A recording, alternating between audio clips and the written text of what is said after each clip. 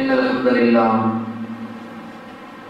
نحمده ونستعينه ونستغفره ونؤمن به ونتوكل عليه ونعوذ بالله من شرور أنفسنا ومن سيئات أعمالنا من يهده الله فلا مضل له ومن يضلله فلا هادي له وأشهد أن لا إله إلا الله وأشهد أن محمدا عبده ورسوله أما بعد فقد قال الله تعالى في محكم تنزيل العظيم وفي الفرقان المجيد فأعوذ بالله من الشيطان الرجيم بسم الله الرحمن الرحيم يا أيها الناس اتقوا ربكم الذي خلقكم من نفس واحدة وخلق منها زوجها وبث منهما رجالا كثيرا ونساء واتقوا الله الذي تساءلون به والأرحام إن الله كان عليكم رقيبا يا أيها الذين آمنوا اتقوا الله حق تقاته ولا تموتن إلا وأنتم مسلمون يا أيها الذين آمنوا اتقوا الله وقولوا قولا سديدا يصلح لكم أعمالكم ويغفر لكم ذنوبكم ومن يطع الله ورسوله فقد فاز فوزا عظيما அளவற்ற அருளாளனும் நிகரற்ற அன்புடையவனுமாகிய அல்லாஹ்வின் திருப்பெயரால் ஆரம்பம் செய்கிறேன். அவர் ஒருவனுக்கே எல்லா புகழும் உரித்தாக்கி அவருடைய சாதியும் சமாதானம் முஹம்மது நபி ஸல்லல்லாஹு அலைஹி வஸல்லம் அவர்கள் மீதும் அவர்களை பின்பற்றி வாழ்ந்த சத்திய சஹாபாக்கள் மீதும் நல்லவர்கள் மீதும் நம் மீதும் என்றென்றும் உண்டாகட்டுமாக. அல்லாஹ்வுடைய மகத்தான கிருபையினால் அல்லாஹ்வால் விதிக்கப்பட்டுள்ள இந்த ஜும்மாவுடைய கடமையை நிறைவேற்றுவதற்காக நாம் எல்லாம் இங்கே அமர்ந்திருக்கிறோம். இந்த வாய்ப்பினை நமக்கு தந்த அல்லாஹ்வுக்கே நாம் முதலில் நன்றி செலுத்த கடமைப்பட்டிருக்கிறோம். இன்னதீன இந்தல்லாஹில் இஸ்லாம், அல்லாஹ்விடத்தில் ஏற்றுக்கொள்ளப்பட்ட ஒப்புக்கொள்ளப்பட்ட மார்க்கம் இஸ்லாமிய மார்க்கம் மட்டுமே. அந்த மார்க்கத்தை நம்முடைய வாழ்க்கை நெறியாக ஏற்றுக்கொண்டு அந்த மார்க்கத்தில் இருக்கின்ற சட்டத்திட்டங்களை நம்மால் முடிந்த அளவுக்கு நாம் பின்பற்றி வாழ்ந்து கொண்டிருக்கிறோம். அன்பார்ந்த சகோதர சகோதரிகளே, அல்லாஹ்வுடைய தூதர் ஸல்லல்லாஹு அலைஹி வஸல்லம் அவர்கள் சிறப்பான ஒரு சமுதாயத்தை உருவாக்கி விட்டு சென்றிருக்கிறார்கள். அவர்களை அல்லாஹ் தஆலா குர்ஆனிலே பல இடங்களிலே சிறப்பித்து காட்டுகிறார். ரலியல்லாஹு அன்ஹு வ ரது அன்ஹு, அல்லாஹ்வும் அவர்களை பொருந்திக் கொண்டான், அவர்களும் அல்லாஹ்வை பொருந்திக் கொண்டார்கள் என்று சிறப்பித்து கூறப்படுகின்ற அளவிற்கு சிறப்பிற்குரிய ஒரு சமுதாயத்தை அல்லாஹ்வுடைய தூதர் ஸல்லல்லாஹு அலைஹி வஸல்லம் அவர்கள் உருவாக்கி விட்டு சென்றிருக்கிறார்கள். அல்லாஹ்வுடைய தூதர் ஸல்லல்லாஹு அலைஹி வஸல்லம் அவர்கள் எதை கட்டளையிட்டாரோ அதை உடனடியாக நிறைவேற்றியவர்கள் சஹாபாக்கள். அல்லாஹ்வுடைய தூதர் ஸல்லல்லாஹு அலைஹி வஸல்லம் அவர்கள் எந்த தீமைகளை விட்டு விலகினார்களோ அதை உடனடியாக அந்த காரியங்களை விட்டு விலகினார்கள் சஹாபாக்கள். ஒரு சந்தர்ப்பத்தில் அன்னை ஆயிஷா ரலியல்லாஹு அன்ஹா அவங்க சொல்றாங்க, இன்கான ரசூலுல்லாஹி ஸல்லல்லாஹு அலைஹி வஸல்லம் லா யதஉல் அமல வ ஹுவ யுஹிப்பு அன் யஅமல பிஹி. அல்லாஹ்வுடைய தூதர் ஸல்லல்லாஹு அலைஹி வஸல்லம் அவர்கள் பல நேரங்களிலே பல சந்தர்ப்பங்களிலே நன்மையான காரியங்களை செய்யாமல் விட்டு விடுவார்கள். அந்த நன்மையான காரியங்கள் அல்லாஹ்வுடைய தூதர் ஸல்லல்லாஹு அலைஹி வஸல்லம் அவர்களுக்கு பிடித்தமான காரியங்கள். அந்த காரியங்களை செய்வது ரசூலுல்லாஹ்வுக்கு மிக விருப்பமான காரியம். தங்களுக்கு விருப்பமான பல காரியங்களை, பல நல்ல செயல்களை சில நேரங்களிலே விட்டு விடுவார்கள். என் காரணம் என்ன? خشية أن يفعل به الناس فيفرض عليهم. ரசூலுல்லாஹி ஸல்லல்லாஹு அலைஹி வஸல்லம் விருப்பப்பட்டு செய்கின்ற அந்த அமல்களை மக்கள் செய்ய ஆரம்பித்து விடுவார்களோ என்று பயந்து அல்லாஹ்வுடைய தூதர் ஸல்லல்லாஹு அலைஹி வஸல்லம் அவர்கள் அந்த காரியங்களை விட்டிருக்கிறார்கள். அதாவது ரசூலுல்லாஹ் ஒரு காரியத்தை செஞ்சா தனக்கு விருப்பமான ஒரு காரியம், தனக்கு பிடித்தமான ஒரு செயல், அந்த செயலை ரசூலுல்லாஹ் செஞ்சாங்க வைங்க, உடனே சஹாபாக்கள் செஞ்சிருவாங்க. சஹாபாக்கள் செய்தார்களே ஆனால் பின்னால் இருக்கிற எல்லாவற்றையும் செய்தாக வேண்டும். ரசூலுல்லாஹ் செஞ்சது சஹாபாக்கள் செஞ்சிருக்கிறாங்க, நாமும் செய்ய வேண்டும் என்ற ஒரு சூழல் ஏற்பட்டு விடும், கட்டாயமாக்கப்பட்டு விடும். இதை ரசூலுல்லாஹி ஸல்லல்லாஹு அலைஹி வஸல்லம் பயந்தார்கள். தனக்கு விருப்பமான காரியமாக இருந்தாலும் கூட அந்த காரியங்களை எல்லாம் ரசூலுல்லாஹி ஸல்லல்லாஹு அலைஹி வஸல்லம் விட்டிருக்கிறார்கள். அன்பார்ந்த சகோதர சகோதரிகளை கொஞ்சம் சிந்திச்சு பாருங்க. அல்லாஹ்வுடைய தூதர் ஸல்லல்லாஹு அலைஹி வஸல்லம் தனக்கு விருப்பமான காரியத்தை கூட விட்டிருக்கிறார்கள் என்றால் சஹாபாக்களுடைய அந்த நடவடிக்கைகள், செயல்பாடுகள் எப்படி இருந்துச்சு பாருங்க. ரசூலுல்லாஹ்வை அப்படியே ஃபாலோ பண்ணினார்கள். ரசூலுல்லாஹி ஸல்லல்லாஹு அலைஹி வஸல்லம் அப்படியே பின்பற்றி நடந்தவர்கள் தான் சஹாபாக்கள். அதனால தான் ரசூலுல்லாஹி ஸல்லல்லாஹு அலைஹி வஸல்லம் சில காரியங்களை செய்ய பயந்தாங்க. அல்லாஹ்வுடைய தூதர் ஸல்லல்லாஹு அலைஹி வஸல்லம் ஒரு கனவு ஒன்று காண்கிறாங்க. அந்த கனவுல கஅபத்துல்லாஹை உம்ரா செய்வதாக காண்கிறார்கள். சஹாபாக்கள் சொல்றாங்க, நாம எல்லாம் கஅபத்துல்லாஹ்க்கு போக வேண்டியது இருக்கிறது, எல்லாரும் உம்ரா செய்வதற்கு தயாராகன்னு சொல்லி சஹாபாக்களை தயார் பண்ணி போயிட்டு இருக்காங்க. செய்தி குறைஷிகளுக்கு தெரிய வருகிறது. அவங்க என்ன நினைக்கிறாங்க, முகமதுடைய தோழர்களும் போர் செய்வதற்கு தான் வர்றாங்க அப்படி நினைத்துக் கொண்டு சஹாபாக்களை தடுக்கிறார்கள். ஹுதைபியா என்ற இடத்தில் வைத்து அவர்கள் தடுக்கப்படுகிறார்கள். குறைஷிகளிடமிருந்து சில தூதுவர்கள் வர்றாங்க ரசூலுல்லாஹ்விடத்தில் பேச்சுவார்த்தை நடத்துவதற்காக. அதில் உருவா என்ற குறைஷிகளை சேர்ந்த ஒருவரும் வருகிறார். அந்த உருவாவினுடைய ஸ்டேட்மெண்ட் தான் இப்ப நமக்கு முக்கியமானது. சஹாபாக்களை குறித்து உருவா சொன்ன அந்த வாக்குமூலம் இருக்கிறது. இந்த வாக்குமூலத்தை வைத்துக் கொண்டே சஹாபாக்கள் ரசூலுல்லாஹ்வுக்கு எப்படி கட்டுப்பட்டார்கள் என்பதை விளங்கலாம். ரசூலுல்லாஹ்விடத்தில் பேச்சுவார்த்தை நடத்துவதற்காக வர்றாரு. வந்து ரசூலுல்லாஹ்விடத்தில் சஹாபாக்கள் நடந்து கொண்ட அந்த முறை, ரசூலுல்லாஹ் சஹாபாக்கள் நடந்து கொண்ட முறை எல்லாம் பார்க்கிறாரு. பார்த்துட்டு குறைஷிகளிடத்தில் போய் சொல்றாரு, குறைஷிகளே, ஒரு சிறந்த சமுதாயத்திலிருந்து நான் வந்திருக்கிறேன். எப்படிப்பட்ட சமுதாயம் தெரியுமா?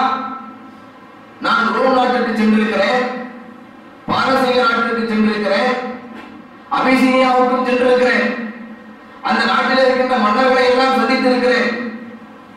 ஆனால் இந்த முகமது இருக்கிறாரே, இந்த முகம்மதுடைய தோழர்கள் முகம்மதுக்கு கண்ணியத்தை தருவது போன்று, முகம்மதுக்கு கட்டுப்படுவது போன்று வேற எந்த நாட்டினுடைய மன்னருடைய தோழர்களும் அந்த மன்னருக்கு கட்டுப்பட்டதாக நான் பார்த்ததே இல்லை அப்படின்னு சொல்லி ஒரு ஸ்டேட்மெண்ட் கொடுக்கிறார். கொடுத்துட்டு சொல்றாரு, எந்த அளவுக்குன்னு சொன்னா, முகம்மது கட்டளையிட மாட்டாரா என்று அவருடைய தோழர்கள் எதிர்பார்த்துக் கொண்டிருக்கிறார்கள். அப்படி அவர் கட்டளையிட்டு விட்டால் அந்த கட்டளையை உடனே நிறைவேற்றி விடுகிறார்கள்.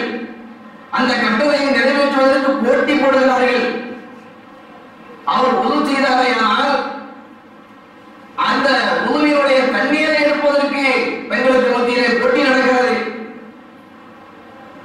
இந்த அளவிற்கு அவருடைய தோழர்களை நான் பார்க்கிறேன். இந்த மாதிரி வேற எந்த நாட்டு மன்னருடைய தோழர்களை நான் பார்த்தது கிடையாது அப்படின்னு சொல்லி அவர் உருவா சொல்றாரு. சொன்னா அன்பார்ந்த சகோதர சகோதரிகள் சிந்திச்சு பாருங்க. அல்லாஹ்வுடைய தூதர் ஸல்லல்லாஹு அலைஹி வஸல்லம் கட்டளையிட மாட்டார்களா என்று ஏங்கி கிடந்தவர்கள் சஹாபாக்கள். ரசூலுல்லாஹ் கட்டளையிட்டு விட்டால் அந்த கட்டளையை உடனே நிறைவேற்றினார்கள் என்பதற்கு வரலாற்றில் பல சம்பவங்களை நம்ம பார்க்க முடியும்.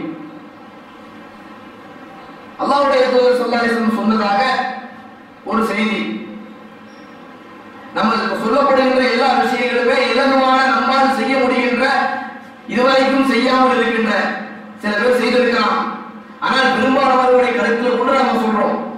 செய்யாமல் இருக்கின்ற காரியங்களை நாம இப்ப சொல்ல போறோம்.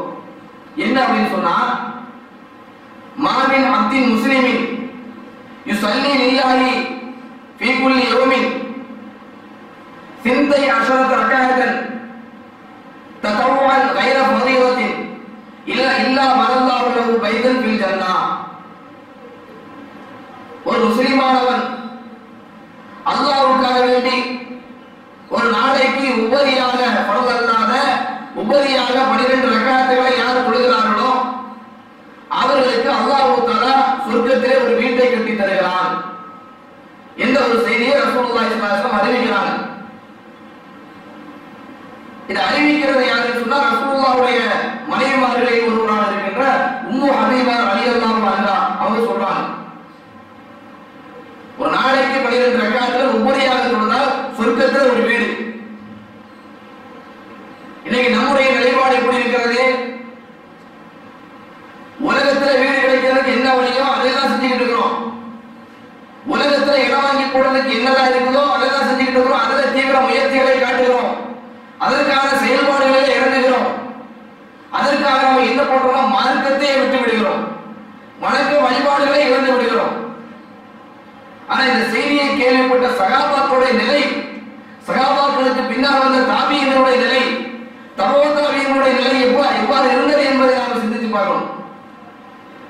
இந்த செய்தியை உம்மு ஹபீபா ரலியல்லாஹு அன்ஹா சொல்றாங்க, எப்பொழுது நான் இதை ரசூலுல்லாஹ்விடம் இருந்து கேட்டேனோ அன்றிலிருந்து இந்த 12 ரக்காத்துகளை விட்டதே இல்லை, தொழுது கொண்டே இருந்தேன். உபரியாக 12 ரக்காத்துகளை தொழுதுகிட்டே இருப்பேன். இந்த உம்மு ஹபீபா ரலியல்லாஹு அன்ஹா அவரிடமிருந்து அம்ர் இப்னு அவுஸ் என்கிற ஒரு மனிதர் அறிவிக்கிறார். அவர் சொல்றாரு, என்னைக்கு உம்மு ஹபீபாவிடமிருந்து நான் இதை கேட்டனோ அன்னையிலிருந்து நான் இந்த 12 ரக்காத்துகளை விட்டது கிடையாது. இந்த அம்ர் இப்னு அவுஸிடமிருந்து நுஅமான் இப்னு சாலிம் அப்படிங்கிறவர் அறிவிக்கிறார். அவர் சொல்றாரு, என்னைக்கு நான் இந்த அம்ர் இப்னு அவுஸிடமிருந்து கேட்டனோ அன்னையிலிருந்து நானும் இந்த 12 ரக்காத்துகளை விட்டது கிடையாது. இப்படி சொல்றாரு. சொன்னா சிந்திச்சு பாருங்க. லொஹருக்கு முன்னால் 4 ரக்காத்துகள், லொஹருக்கு பிறகு 2, மக்ரிபுக்கு பிறகு 2, இஷாவுக்கு பிறகு 2, ஃபஜ்ருக்கு முன்னாடி 2, ஆக 12 ரக்காத்துகள். இந்த 12 ரக்காத் சஹாபாக்கள் ரசூலுல்லாஹி ஸல்லல்லாஹு அலைஹி வஸல்லம் சொர்க்கவாரை சொல்லியிருக்கிறாங்க. சொர்க்கத்துக்கு நற்செய்தி சொல்லப்பட்டவர்கள், சொர்க்கத்துக்கு நற்செய்தி சொல்லப்பட்டவருடைய ஆர்வம் எந்த அளவுக்கு இருக்கு நினைச்சு பாருங்க. நாம சொர்க்கம் போவோமா போக மாட்டோமாங்கிறது நமக்கு யாருமே கேரண்டி தரல, நம்மளால சொல்ல முடியாது. ஆனால் சொர்க்கத்துக்கு நற்செய்தி சொல்லப்பட்டவர்களே அமர்கள் விஷயத்துல எந்த அளவுக்கு ஆர்வம் காட்டி இருக்கிறார் ரசூலுல்லாஹி ஸல்லல்லாஹு அலைஹி வஸல்லம் சொன்னாங்களா அதை உடனே நிறைவேற்றி இருக்கிறார்கள். ரசூலுல்லாஹ் சொன்ன உடனே கேள்விப்பட்ட உடனே அதை ஃபாலோ பண்ணி இருக்கிறாங்க. இதுதான் சகாபாக்கள். அபூ ஹுரைரா ரலியல்லாஹு அன்ஹு சொல்றாங்க, அவுசானி ஹலீலி பி ஸலாத்தி, என்னுடைய தோழர் அல்லாஹ்வுடைய தூதர் ஸல்லல்லாஹு அலைஹி வஸல்லம் அவர்கள் எனக்கு 3 விஷயங்களை உபதேசம் செய்தார்கள். லா அதவுன்ன ஹத்தா அமுத், நான் இறக்கும் வரை நான் விடவே மாட்டேன் என்று அபூ ஹுரைரா ரலியல்லாஹு சொல்றாங்க. வேறொரு அறிவிப்பில் எப்படி வருதுன்னு சொன்னா, லம் அதவுன்ன முன்னு ஃபாரத்துஹு வலா அதவுன்ன ஹத்தா அல்காஹு. ரசூலுல்லாஹி ஸல்லல்லாஹு அலைஹி வஸல்லம் அவர்களிடமிருந்து நான் பிரிந்ததிலிருந்து, அதாவது ரசூலுல்லாஹ் மரணம் அடைந்ததிலிருந்து நான் அதை விட்டதே இல்லை, நான் மரணிக்கும் வரை அதை விடவே மாட்டேன் அப்படின்னு சொல்றார். அப்படி என்ன 3 பண்புகளை ரசூலுல்லாஹ் சொல்லி கொடுத்தாங்க அப்படி சொன்னா, ஒவ்வொரு மாதமும் 13, 14, 15 ஆகிய தேதிகளில் நோன்பு வைப்பது, இரவு தூங்குவதற்கு முன்னால் வித்ர் தொழுகை தொழுவது, சூரியன் உதித்ததற்கு பிறகு லுஹா தொழுகை தொழுவது, முற்பகல் நேரத்திலே தொழுகின்ற லுஹா தொழுகை. இந்த 3 காரியங்களையும் ரசூலுல்லாஹ் இடத்தில் உபதேசமாக சொன்னார்கள். அதை நான் என்றைக்கு ரசூலுல்லாஹ்விடமிருந்து கேட்டேனோ அன்றிலிருந்து விட்டதே இல்லை, நான் இறக்கும் வரை விடவே மாட்டேன் என்று அபூ ஹுரைரா ரலியல்லாஹு அன்ஹு சொல்றாங்கன்னு சொன்னா சிந்திச்சு பாருங்க. நாமெல்லாம் ரசூலுல்லாஹி ஸல்லல்லாஹு அலைஹி வஸல்லம் அவர்களுக்கு சஹாபாக்கள் எப்படி கட்டுப்பட்டாங்கங்கறத, போர்ல சஹாபாக்கள் எப்படி கட்டுப்பட்டாங்கங்கறத கேள்விப்பட்டிருக்கிறோம். ஆனா சின்ன சின்ன விஷயங்கள் ரசூலுல்லாஹி ஸல்லல்லாஹு அலைஹி வஸல்லம் சொன்ன சின்ன சின்ன காரியங்களை கூட சஹாபாக்கள் விட்டது கிடையாது, அப்படியே செஞ்சிருக்கிறாங்கன்னு சொன்னா அவருடைய ஆர்வம் எந்த அளவுக்கு இருந்திருக்கிறது. இது மட்டுமல்ல, ஒரு சந்தர்ப்பத்துல பொருளாதார வசதி குறைந்த நபித்தோழர்கள் ரசூலுல்லாஹ் இடத்துல வர்றாங்க. அல்லாஹ்வுடைய தூதரே, யா ரசூலல்லாஹ்,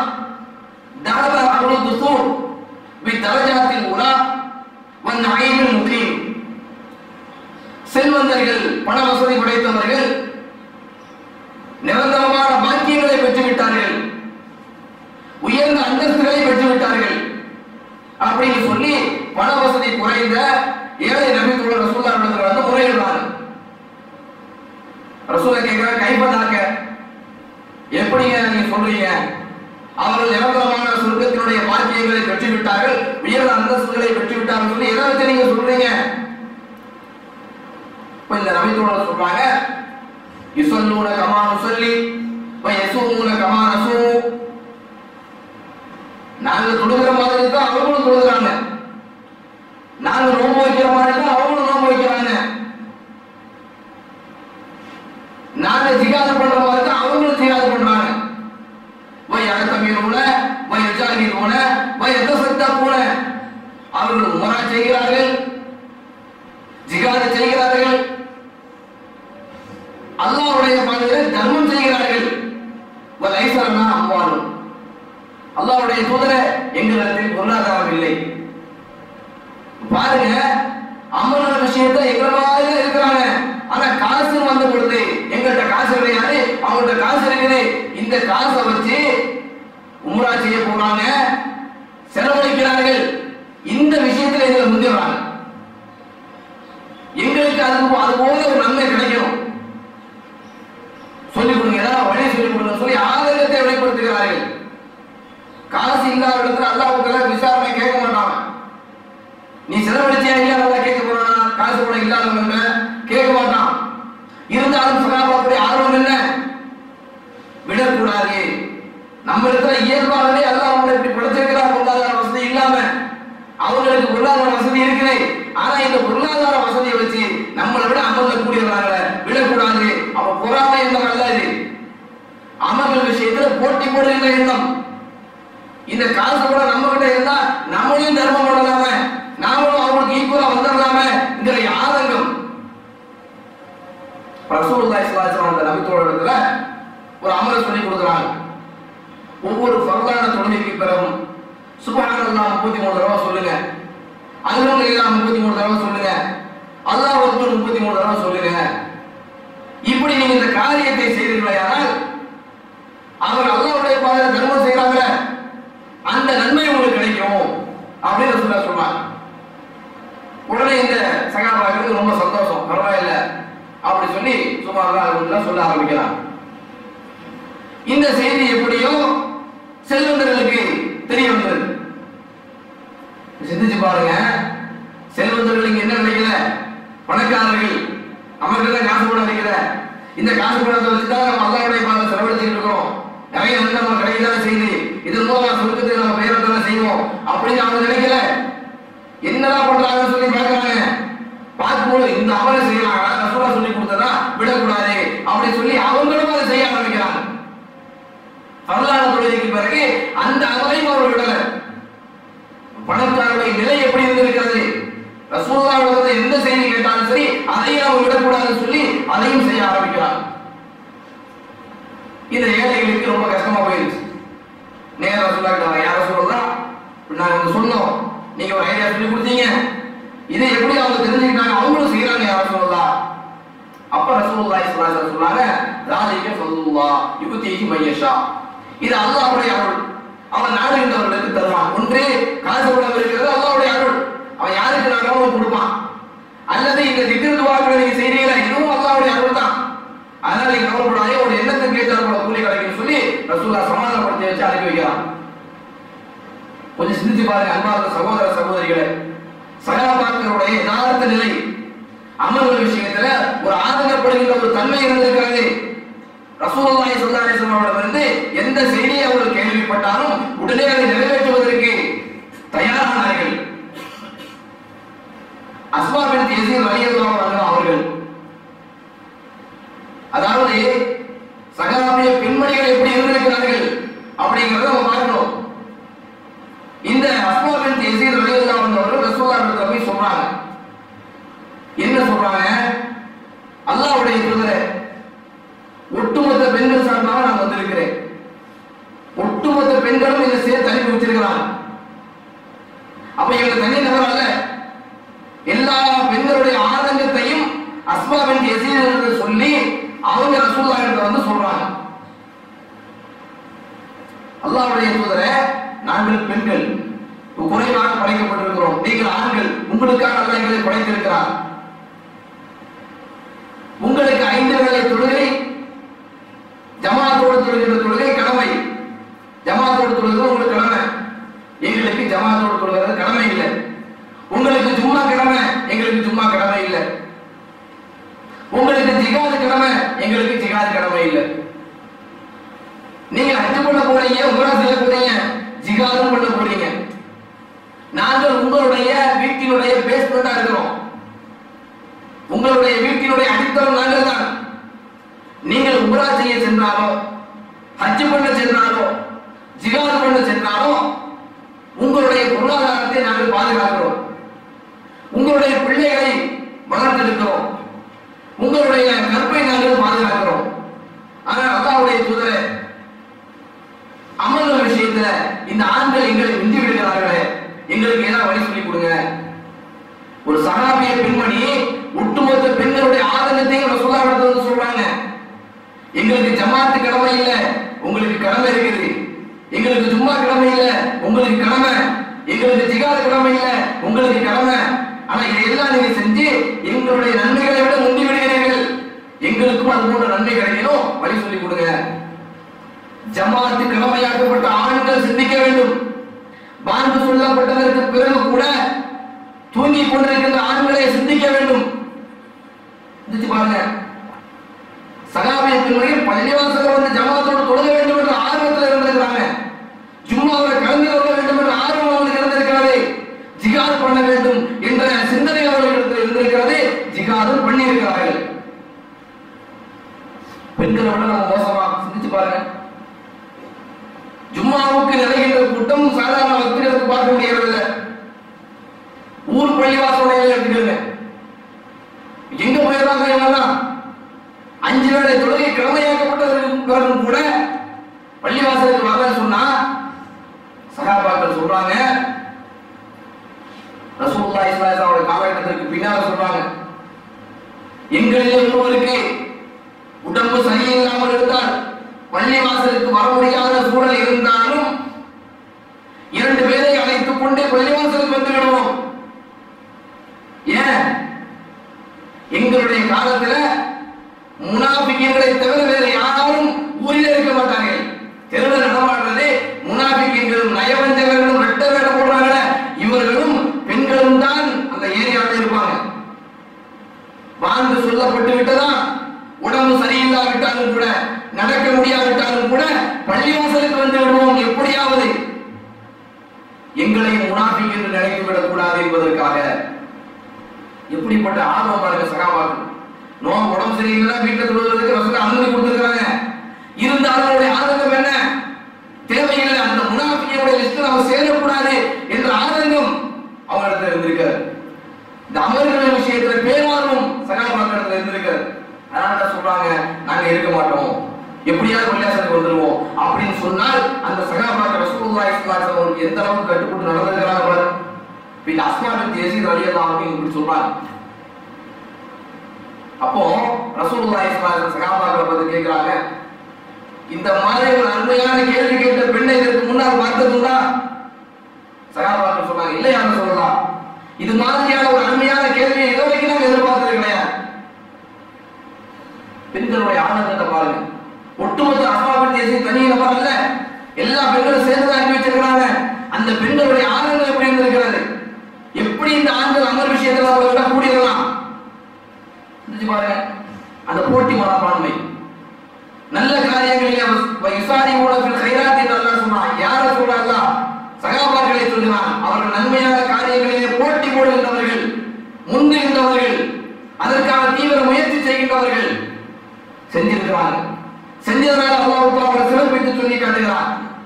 அதனால சகாபிய பெண்மணிகளும் கூட ஆண்களுடைய அமலுக்கு ஏற்றாற்போல வரணும், அல்லது அதை விட அதிகமா வரணுங்கிறதுக்காக வேண்டி ரசூலுல்லாஹி இடத்துல வந்து இந்த ஆனந்தத்தை வெளிப்படுத்துறாங்க. அப்ப ரசூலுல்லாஹி ஸல்லல்லாஹு அலைஹி வஸல்லம் 3 விஷயங்களை சொல்லி கொடுக்குறாங்க. அதாவது உங்களுடைய கணவன்மார்களுக்கு கட்டுப்படுங்கள் மார்க்க விஷயத்தை, அல்லாஹ்வுக்கும் ரசூலுக்கும் கட்டுப்படுகின்ற விஷயத்தில் அவங்க சொன்னாங்கன்னா அதற்கு கட்டுப்படுங்க. கணவன்மார்களுக்கு கட்டுப்படுங்க.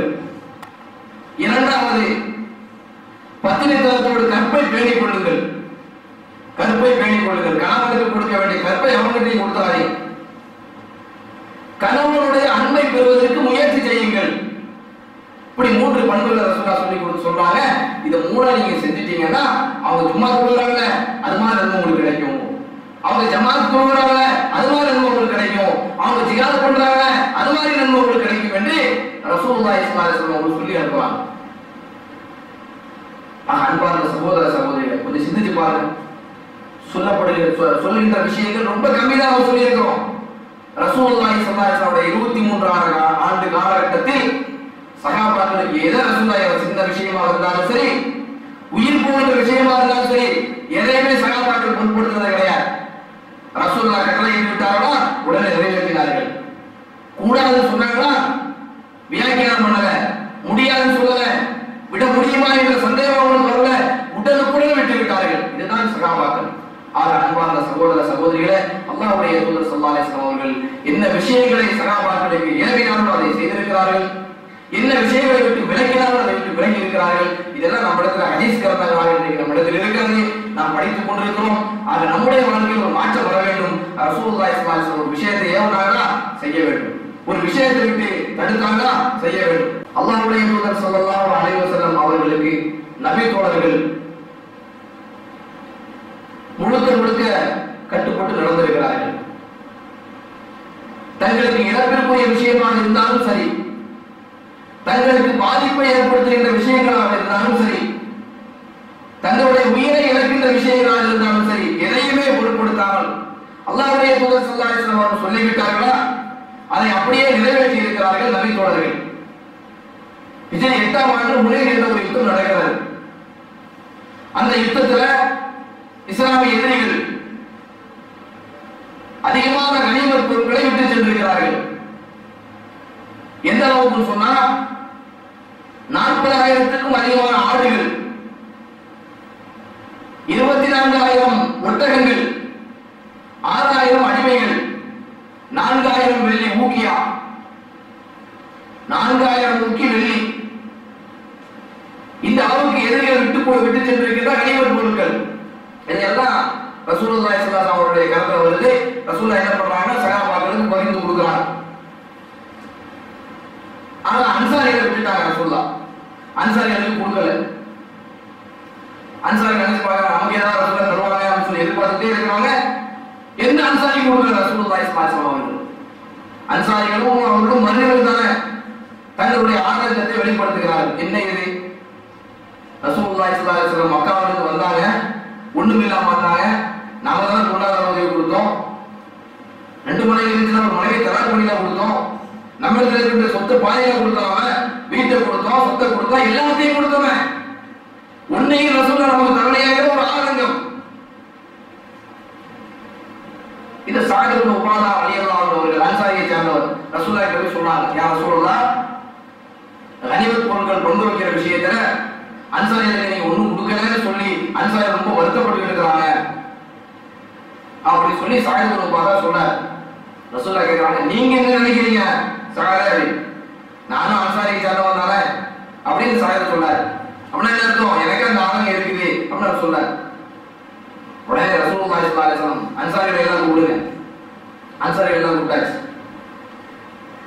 ரசூலுல்லாஹ்வுக்கு ஒரு மனம் இருக்கும், சரி இந்த மாதிரி அன்சாரிகள் சொல்லிட்டாங்களே அப்படின்னு சொல்லி அன்சாரிகள் எல்லாம் கூப்பிட்டாச்சு.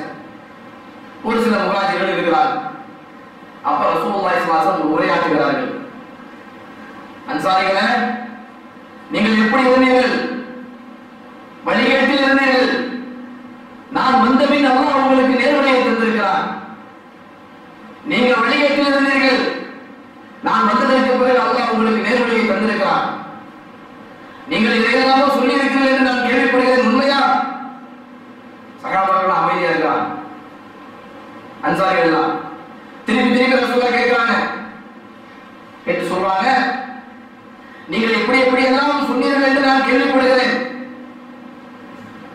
நீங்கள் இவ்வாறு சொல்லலாம், நீங்கள் விரட்டப்பட்ட நிலையில் மதீனாவுக்கு வந்தீர்கள், உங்களுக்கு நாங்கள் அடைக்கலம் தந்தோம்,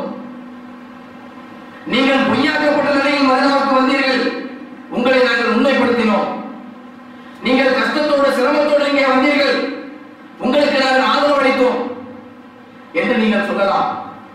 அது உண்மைதான், நான் இல்லைன்னு சொல்லல. அப்படி சொல்லி ரசூலுல்லாஹி ஸல்லல்லாஹு அலைஹி வஸல்லம் சொல்றாங்க, நான் யாருக்கு இல்லாம கொடுத்த பாருங்க. எதுக்கு கொடுத்த தெரியுமா? அவர்கள் இப்போதுதான் இஸ்லாத்திற்கு வந்திருக்கிறார்கள், இஸ்லாத்தில் ஸ்ட்ராங்காக இருக்க வேண்டும், உறுதியாக இருக்க வேண்டும் என்பதற்காக நான் கொடுத்தேன். நீங்க ஸ்ட்ராங் ஆயிட்டீங்க, உங்களுக்கு காசு போட தேவையில்லை, உங்களுடைய மார்க்கம் உறுதியானது, உங்களை யாராலும் வசைக்க முடியாது சொல்லிட்டு ரசூலுல்லாஹி ஸல்லல்லாஹு அலைஹி வஸல்லம் சொல்றாங்க, சாதாரண காசு போன விஷயத்திலேயே என்கிட்ட நீங்க என் மேல கோபப்பட்டிருக்கிறீங்க. மக்கள் எல்லாம் ஆடுகளையும் மாடுகளையும் ஒட்டகங்களையும் வைத்துக் கொண்டு செல்கிறார்கள், நீங்கள் ரசூலுல்லாஹை கொண்டு செல்கிறீர்களே, அது பெருசு இல்லையா உங்களுக்கு என்று சொல்ல கேட்கிறார். அன்சாரிகள் எல்லாம் ஒரு பள்ளத்தாக்கில் செல்கிறார்கள், மக்கள் எல்லாம் ஒரு வழியில் செல்கிறார்கள், நான் அன்சாரிகளுடைய பாதையில் தான் செல்வேன்.